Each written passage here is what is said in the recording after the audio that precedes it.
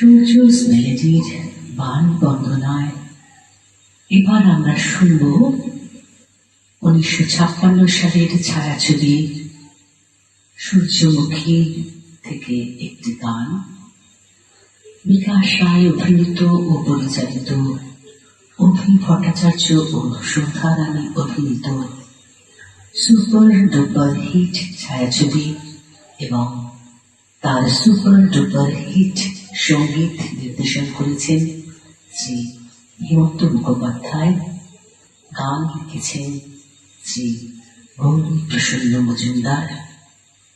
এই বিশেষ গানটিতে কণ্ঠদান করেছিলেন গীতশ্রী সন্ধ্যা মুখোপাধ্যায়।